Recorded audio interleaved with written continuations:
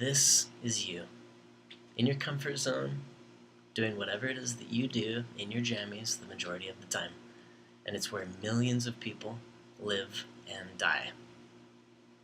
That's the fact. The truth is that in this technological world, we have allowed our devices to become an appendage of our body. We've allowed our devices to become more reliable than we are, for the most part, which is a really scary thing. We need to know our comfort zones and know what they are. Inside, we have our comfort zone. Outside of that, we have discomfort. And outside of our comfort zones altogether, we have growth and learning. Jillian Duty says, out of our comfort zone, we will be able to learn and grow. We need to choose to be ourselves because everybody else is taken.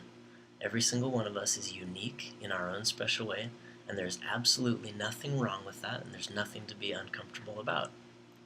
My name is Bentley Murdock, and I have been performing live music for about 20 years now. I've been public speaking and sharing messages of all kinds with people of all ages to help them get out of their comfort zones. The question is, who are you and what is your passion? Underneath everything important, you will find a strong and burning desire. And the whole purpose of this presentation is to help you understand what it is that you are meant to do, more so than anybody else. So the three things we're going to touch on are, first, physical presence and eye contact, second, verbal and written commitment, and third, dedication for 30 days. And these are three very important key things that we want to touch on in order to get out of your comfort zone. So first, we have physical presence and eye contact. This is where most people step away and they say that that's going to be difficult, I can't handle that, I'm much more comfortable at home doing my own thing all by myself. And the reason why is because technology in this realm, in this generation, it has crippled our reaction time. So when we're hiding behind our devices and our computers, we're able to devise any response we can think of and edit it, make it perfect, and then send it out. And that's why we don't want to interact with people face to face. When we have face-to-face interaction is when we can see each other's eyebrows lift and move and express all of the things that we're saying and not having to rely on the words to do that for us. The second step is verbal and written commitment.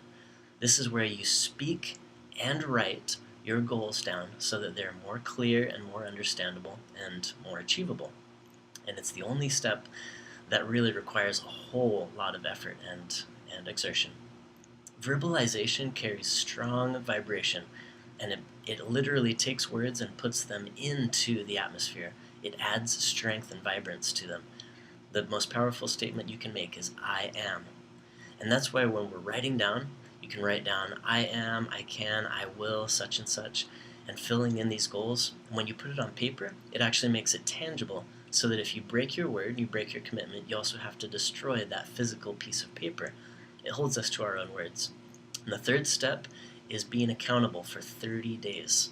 And there's a very specific reason why we need to be accountable for 30 consecutive days. Studies have proven that neurologically, our minds take 30 days to be able to reformat themselves. And the honest truth is that setting these goals, it reminds us that the unaimed arrow never misses. So when you don't have a target, you'll never be able to make that bullseye shot.